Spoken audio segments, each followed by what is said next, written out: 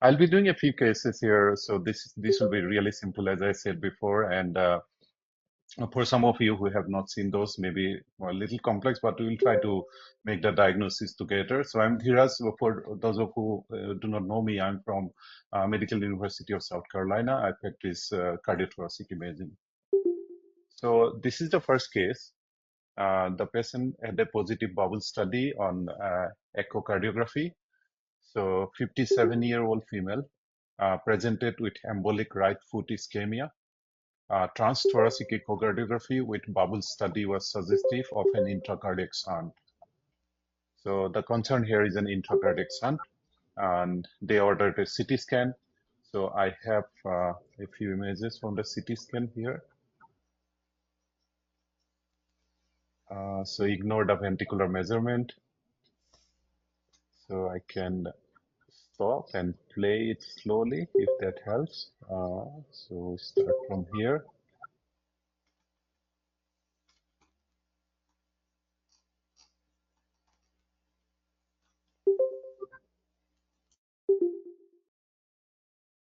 Or going back from here if it helps.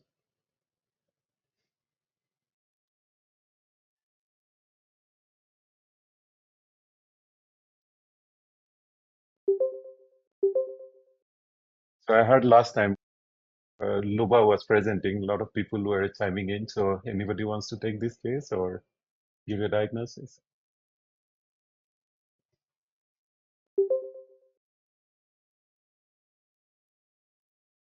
Hi, Jiraj. This is Shaima Yeah. Fadl. There is Uh-huh. enlargement of the right atrium and right ventricle, suggestive Uh-huh. of right shunt. Uh-huh. It's challenging on CT. Okay. I would love Okay. to see So MPR for the IVC and its connection to the atrium. okay. It, So we yeah, go ahead. that's a good thought. So that's a really good observation, even though I do not have the entire right heart chambers. That's a very good observation. And with a positive bubble study, we'll be concerned about the sun. So we did an MR on this patient. So I'll show the MR here.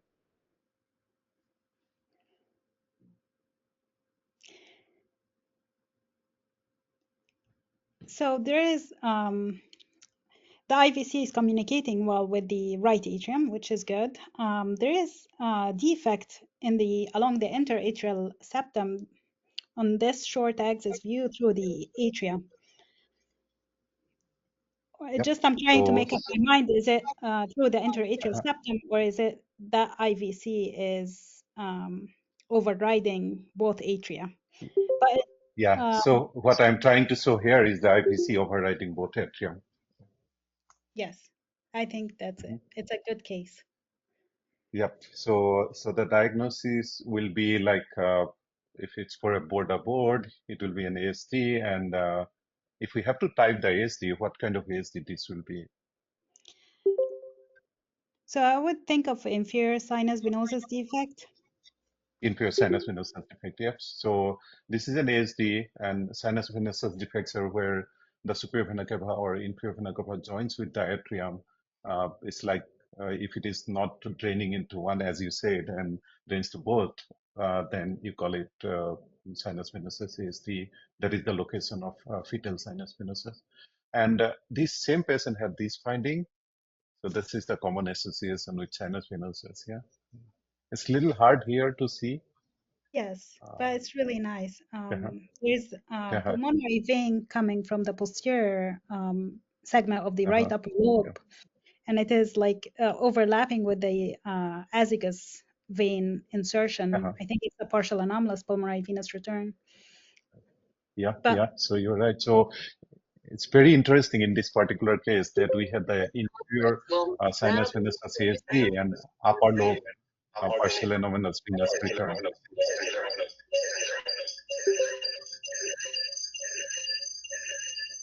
If somebody wants to speak or is the noise? Yeah, you were saying something, sorry. oh, I agree with you. It looks like a partial anomalous Uh-huh, pulmonary venous return to the SVC. uh, It just, uh-huh. I don't know. We didn't, I would expect like the lower lobes to go more to the Yeah, IVC it is the inferior sinus venosus defect, and it's going to the SVC instead of the IVC. Yeah. Yes, yes, and that is the teaching point for me too. When we had this case, is that it may not be always the same, like upper or lower with lower. We should look for all the pulmonary veins carefully whenever we see a sinus venous CSD, or if we see a partial anomalous pulmonary venous return, we should pay attention to sinus venous CSD. So that's probably less common association. We see partial anomalous venous return so frequently, we do not see sinus venosus ASD that frequently. But with sinus venosus ASD, probably it is more frequent to have partial anomalous pulmonary venous return. So this is partial anomalous pulmonary venous return. We saw it in the CT, but I agree with you, without scrolling the image, without doing multiplanar reconstructions like I have done it here, it will be impossible by looking at only one plane on CT. And we always do that. We do multiplanar reconstruction, scroll through the images, and it's always difficult when someone else is showing it. But this is correct. So we have a sinus venosus AST, inferior sinus venosus AST, with a partial anomalous pulmonary venous return. Very good. So I'll go to okay, so this was the inferior sinus venosus. So, okay. So this was the second case I have. I think we'll be done pretty soon because I am going pretty fast here. So possible mass on echocardiography. Um, so this is a 53-year-old female presented with sudden onset lightheadedness and hypotension. Echocardiography showed a possible mass. Workup revealed an elevated D dimer, and they ordered a CT pulmonary angiography from emergency room. And this is the CT pulmonary angiography. And it was read initially by a non-cardiothoracic fellowship trained radiologist.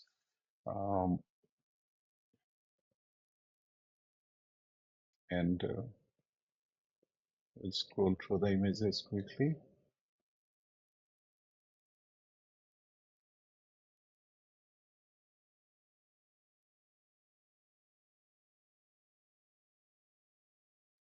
Again, we do not have the reconstruction images.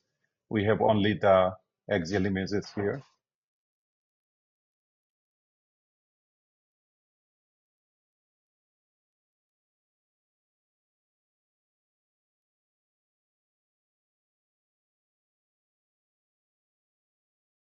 Any thought from anybody?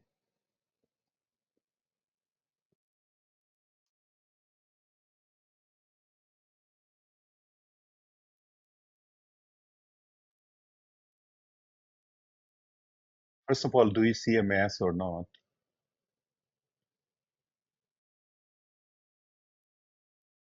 Do you see an abnormality or not? I wanted to give Yes. other people Yeah. a chance. Yeah. Yes, yes, yes. Yes, this is Antonio. How are you? Hey, you don't have to take this case. Okay, fine, do it. All right. So there is an abnormality, and it seems like kind of a center in the atrial septum, but it also appears Uh-huh, to be somewhat contiguous with the Valsalva sinuses. uh-huh, Um, uh-huh, uh-huh. so I guess that my main differential there will be a mass arising from the interatrial septum. Uh-huh. I would love to see more dedicated reconstructions for the aorta as well. Okay, But yeah, there is a novel, well circumscribed mass arising okay. from the interatrial So septum. yes, I agree with you, Antonio. Like the contrast here in the left ventricular outflow tract, the density of contrast is brighter compared to this thing. But then again, it looks like from the aortic, one of the aortic sinus out there. And when you Yeah. look at the contrast here and the descending aorta, it may be similar. So doing a dedicated CT angio, as you suggested, I think will be helpful. And we end up doing the CT angiography with the thoracic aorta protocol on the same patients because there were some confusion at that time. So we did the CT angio here, and now we have it as you already suggested. Yeah. So this is Yeah. It's the the Valsalva sinus of sinus Valsalva aneurysm. aneurysm. Yeah, so the learning point here is that sometimes it may not be of same density to the left ventricular side, the left heart side in that area because the flow may not be similar. So you see the high density out here, and this is relatively lower compared to that, but still this is a sinus of Valsalva aneurysm. So this is simple case. I know not for you guys, but we'll just reiterate some of the points that we already know. Um, so for sinus of Valsalva, we have aneurysms that you see like not that common. So this is some autopsy series that we looked at, and then it can be congenital. So that's what you see. Probably this was a congenital case. You may have a syndromic association, or you may not have one, and you can have acquired infections, atherosclerosis, cystic medial necrosis, or trauma, or post uh, repair or valve placement. You can see sometime in rhythm. Um, so it's more commonly the right coronary, and then non-coronary, and then left coronary as per literature goes. And you may hear murmur and other stuff because of associated valve abnormality. Otherwise, it will be a kind of a asymptomatic, like probably in our patient. So the complications, aortic regurgitation is more common, and it can rupture uh, if it is very big, so they like to treat it. And then it can cause ischemia or infarct from compression of coronary artery. And sometimes there are associations with arrhythmia. So they often do open repair. And in this particular case, they did open repair. And there are some percutaneous repair techniques are available nowadays. So when we look at the sinuses of Valsalva, particularly for trainees here, so you know that in the aortic the sinuses of Valsalva, we have three of them. So two will give the coronary arteries and one will not give the coronary artery. So the anterior for the heart, what I tell my trainee is that we should have named probably anterior heart and posterior heart rather than right heart and left heart, because the right heart is anterior heart and left heart is the posterior heart. So you see the anterior sinus that will give rise to right coronary artery, and one of the posterior will give the left coronary artery.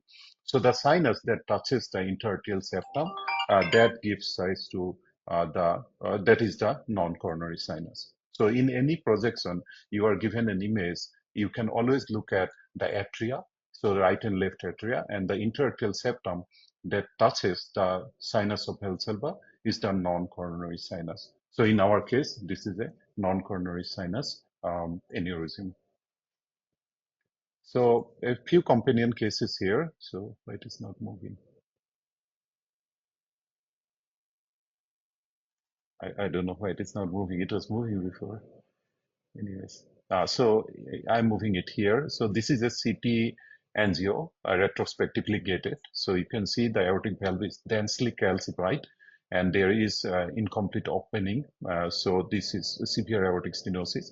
Actually, the patient came for TAVR evaluation, and this view probably you can see it is not opening that well. So when you look at it here carefully, this patient is a bicuspid aortic valve, and there is some raphe with calcification. So now, if you need to decide which what are the sinuses of Valsalva fused, then you know that this is your left atrium, and this is your right atrium, and this is interarterial septum, and that touches the non-coronary sinus of Valsalva. And being posterior, this will be left. You have the spine here, and being anterior, this will be right. So the right and your non-coronary sinuses are fused in this particular case. So that's how we assess which in bicuspid aortic valve, whether the sinus of Valsalva are fused. Does it have a lot of clinical significance? Probably not, but we try to exercise that knowledge. So this is a congenital bicuspid valve, another companion case where you see the fish mouth opening of the bicuspid valve here, and there are two sinuses fused here.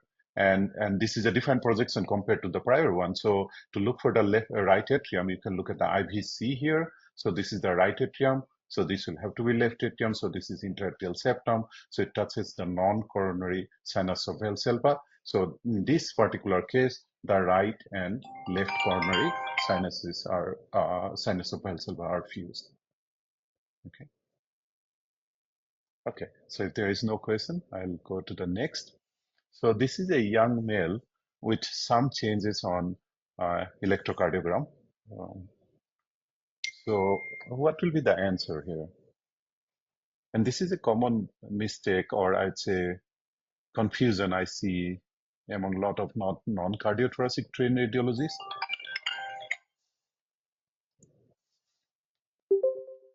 So to look at it quickly, I'll show you the abnormality here.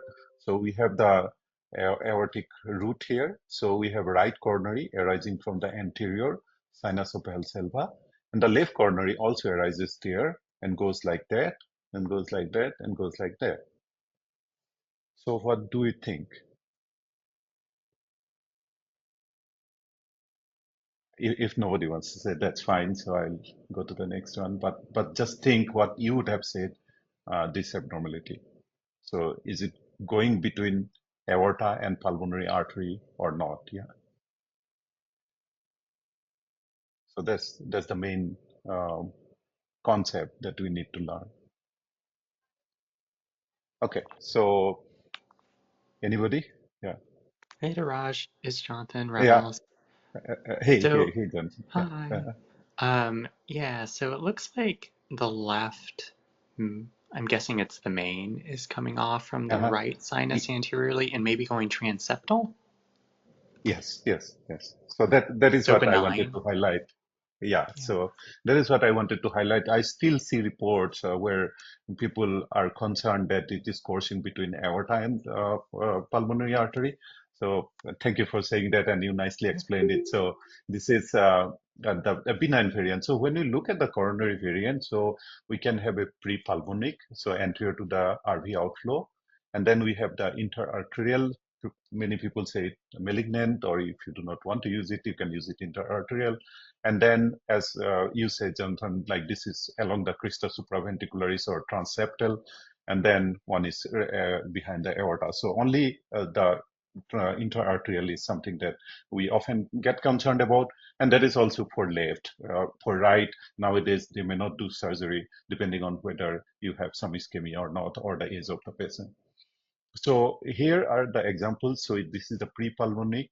This is retroaortic. Usually the left circumflex goes there, but sometimes the whole left main coronary artery can go retroaortic. And this is intraarterial. So you'll see the difference here. So this was the case that we had uh, mm, transeptal or supraventricularis course, and this is what we have intraarterial course. Even if you do not see it, the location, you see how this artery courses along the wall of the aorta. So that is what more important than where it is coursing. Yeah, usually when the surgeon goes, they do unroofing of this part and then relieves the obstruction or possible chance of arrhythmia and sudden cardiac death. So if you look at on coronal, this will go in the septum. And if you look at on coronal, this one, it will go in between the aorta and pulmonary artery. But this course in the aortic wall is most important. And most of the cases I have seen from my experience, if it is the left coronary artery arising from the right and has an interarterial course, it often goes in the transmural, in the wall of the aorta. That may not be true for the right coronary artery. So I have seen examples of right coronary artery that may not go in the wall of the aorta, and often surgeons may not do anything for those cases when it goes between aorta and pulmonary artery. So if like someone has seen a left coronary arising from right, going interarterial, not coursing in the aorta, you can comment, but mostly I see them always coursing in the wall of the aorta. But the right may not be. So the interarterial course is acute angle. If you want to use the term malignant, that's fine. You may not want to use it. So some people like to, some people they do not like to. So it will have an acute angle, it will have a slit-like ostium, and it will have an intramural course in the wall of the aorta. Okay, so this is a case where an intracardiac mass was noted on echocardiography. So we see two sequences here.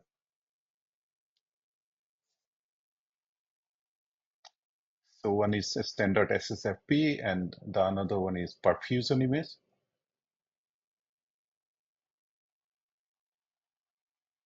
I know you all probably know the diagnosis, but still somebody wants to say it.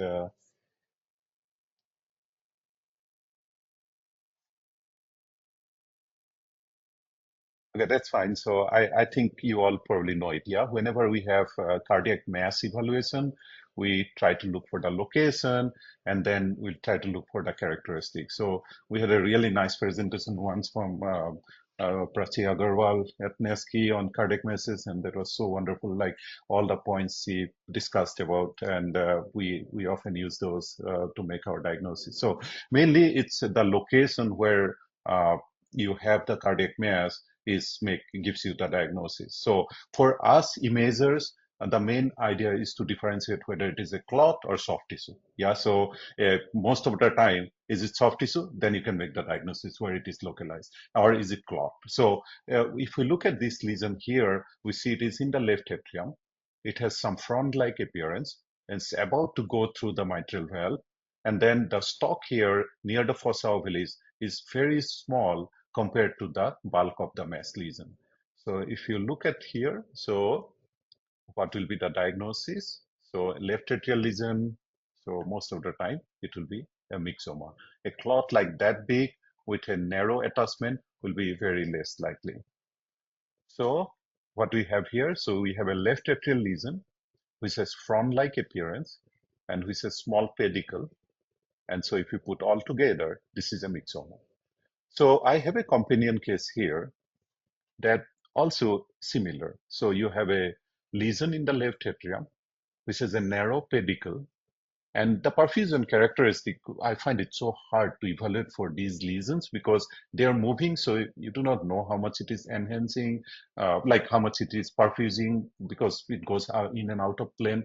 I look at mostly for delayed enhancement. So when you look at this lesion here, left atrial lesion attached to the septum near fossa ovalis, and there is a small pedicle.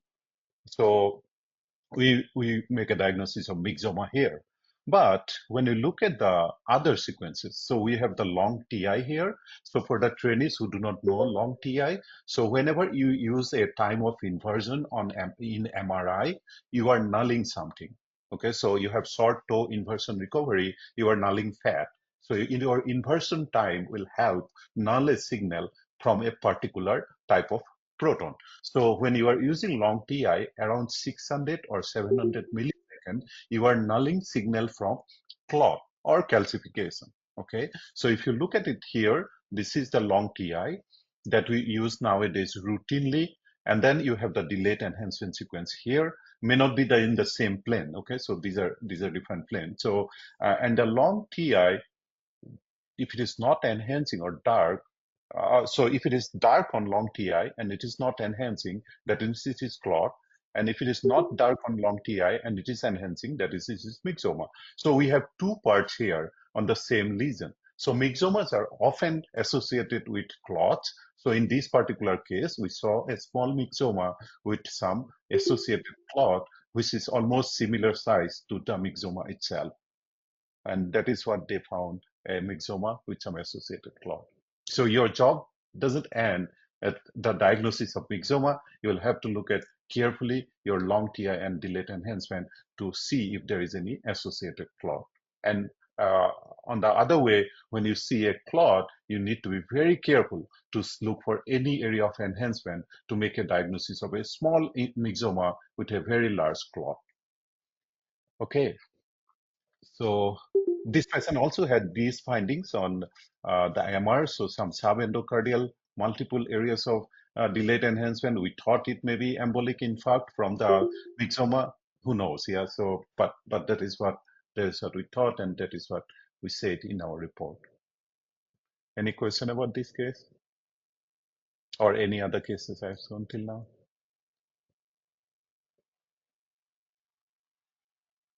Okay, so we'll go to the next case. I have only two more cases. So, so this is a patient with acute chest pain from emergency department, and they did a CT.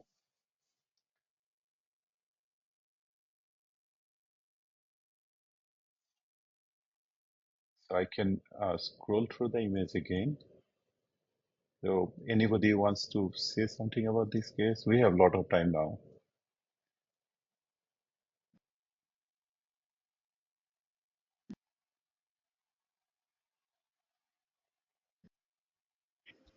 Hello. Yes. Yeah, so I'm seeing a dissection starting from Uh-huh. the aortic arch. Uh-huh. Yeah, so I'm seeing the intimal flap. Okay. Um, Can you introduce yourself? Sorry, I cannot see the names and stuff. sorry about that. My name is Mariah Obino. I'm a fellow in Uh-huh. Sunnybrook in under Oh, okay. University of Toronto. Yeah. Okay. Thank you for joining, Maria. So Yeah. yeah, so you saw a dissection flap in the aortic arch, and Starting from the aortic arch to the descending aorta, so and aortic arch. Okay. I feel like the Descending. ascending aorta might be there might be aneurysmal dilatation. Like I'd like to measure Okay. that. It looks enlarged. Okay. Um, Okay. I I'm agree. trying to look at the root of the Okay. aorta, if there's something going on there as well. Let me Yeah. try So one. so these images are not that perfect, but sometimes we get images like this. Yeah. So Not I'm not seeing much at the root, mm, mostly just okay. motion artifact. Yeah, so I'd say Motion artifact.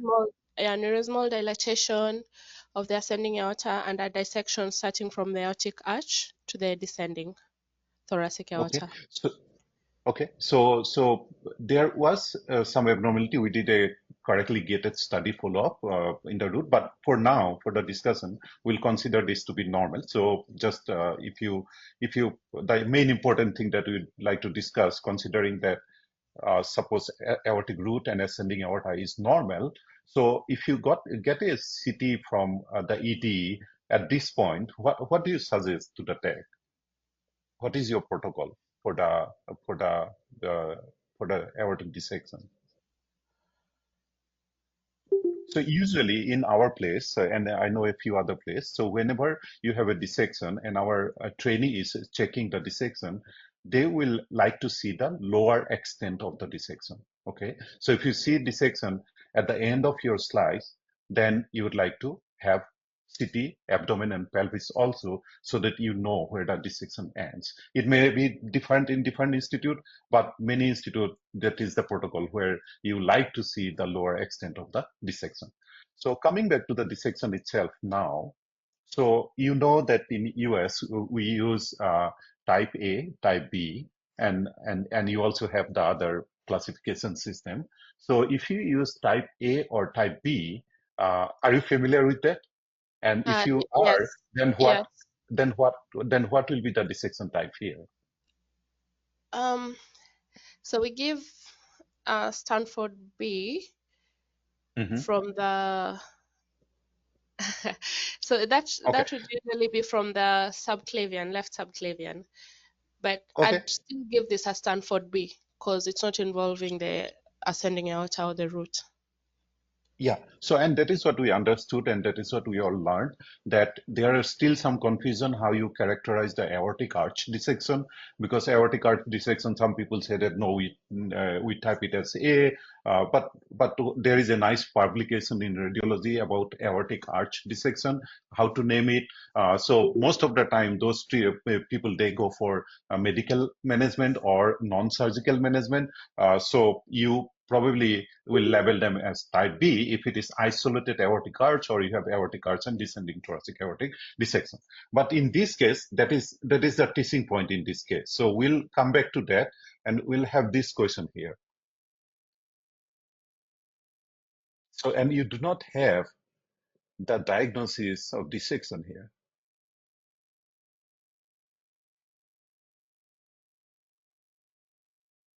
Yes, This is the same case. it is the same case. And you do Uh, not have a diagnosis of dissection here. so I'm going with intussusception. Intussusception, and that is Yeah. what the main learning point here. So you will, if we go back to the case, so you can see here, sorry, so you can see here. So what do you mean this intussusception? Do you know, or have you ever heard about that entity on aorta? Not in detail, but I've had it briefly, but it will still be the same Yeah. definition of telescoping. Telescoping, very nice, very nice. So Yeah. what is going on here? So we do not see a dissection in the ascending aorta.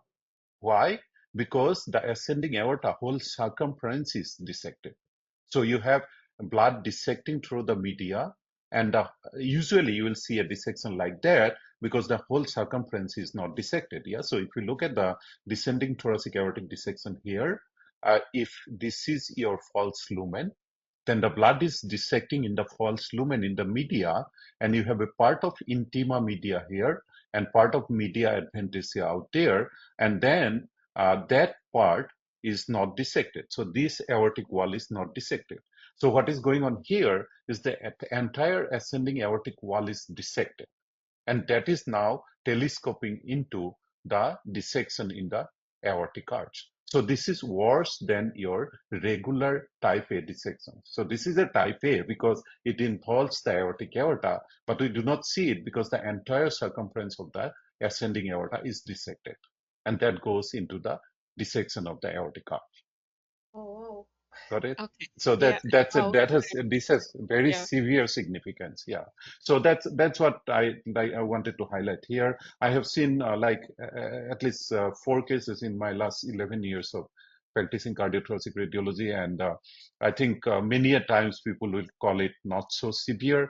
However, it is very severe because the entire wall of the ascending aorta is dissected, and which is, as you said, telescoping into the aortic arch dissection. And we use the term aortic intussusceptions like we use for bowel intussusception. And this was another case, like same concept that I had seen. So in this case, the intima and inner media have completely separated from the remainder of the aorta. So that's why we do not see the flap. And the dissection flap can then telescope like your enteric intussusception, as you say. Okay, So very good, I have sir. a question. So, Yeah. so what we are seeing as the ascending aorta is the false lumen?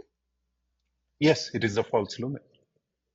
Yes, Oh, it's okay. Oh, so that's also why it's yeah, very enlarged. Okay.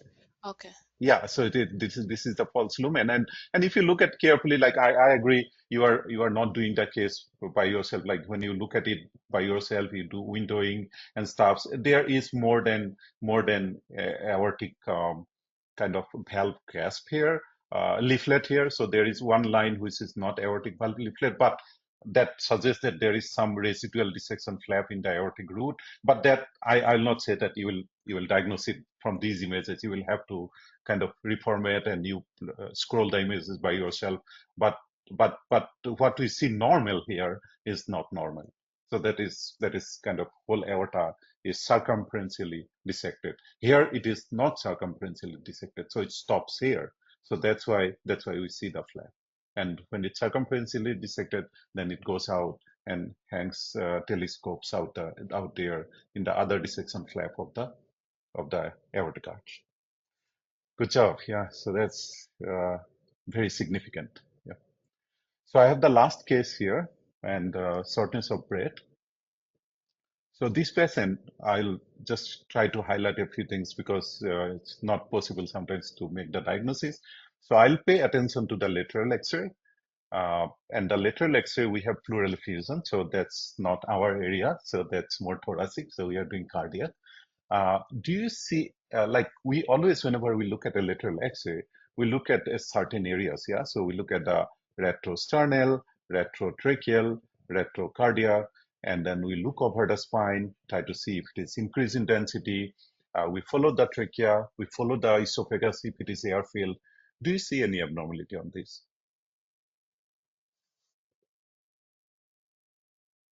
Besides the pleural effusion, besides this density out here that's may fake out. So if we follow the trachea,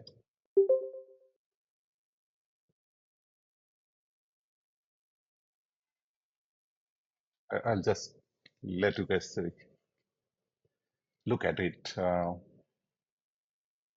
And then to my surprise, one of my residents questioned about this X-ray, and that's how we end up doing other stuff. it's not surprise. Our residents are pretty smart. So. Okay, so if you have probably seen it, but if you do not want to comment on it, that's fine. So we always follow the trachea, and in this particular case, the esophagus is also filled with air, and we look at the retrotracheal stripe, and that's like a thin line like here. But then when we follow the retrotracheal stripe, we see a bulge here, and these bulges you never expect to see out there. So once you go back and look at more lateral X-ray, you will see that you do not want to see that bulge. So this is something between the trachea and esophagus. Any thought about that? What goes between trachea and esophagus? So I'll show you the CT here. So that's the same sagittal reconstruction to correspond the lateral X-ray. So we have the trachea here, we have the esophagus, and then we have that thing out there. So what is the diagnosis here?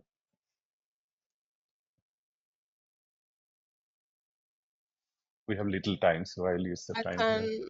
I can try if no one else is taking it. So Uh-huh. there's an aberrant vessel, which I'd imagine is the subclavian.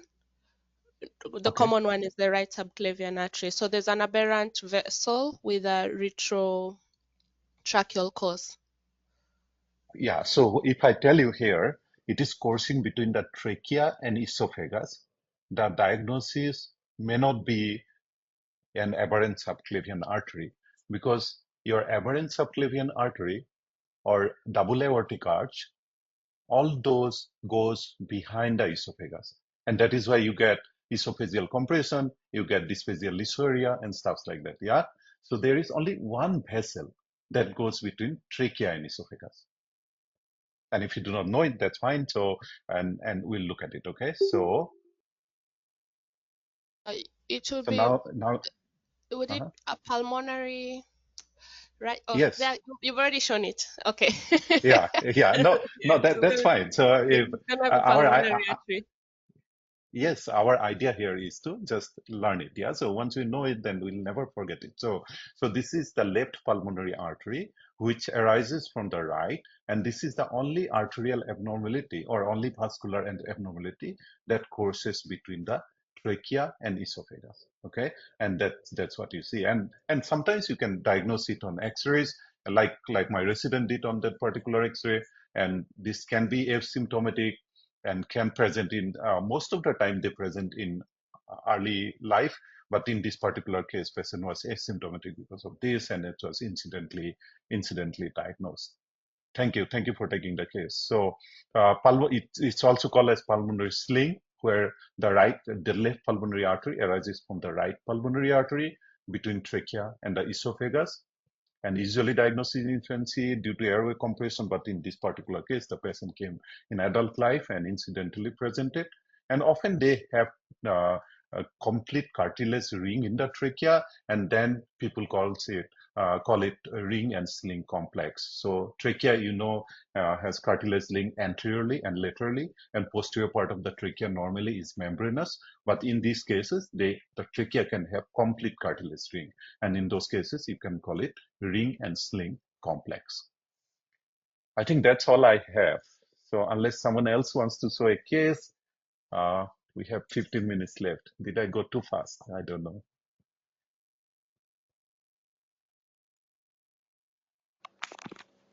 No, I think that was perfect. Thank you. I'll stop sharing. Okay. Yeah, thank you so much for attending. If you guys have any questions, I'm here to answer. And thank you for all the experts who took the cases. You you already know those stuffs, but helped to show how we can learn to the trainees, and that really helped. Thank you so much. So I'll end it here unless somebody has anything. Thank you. Thank you. Great cases. Thank you. Have a good day.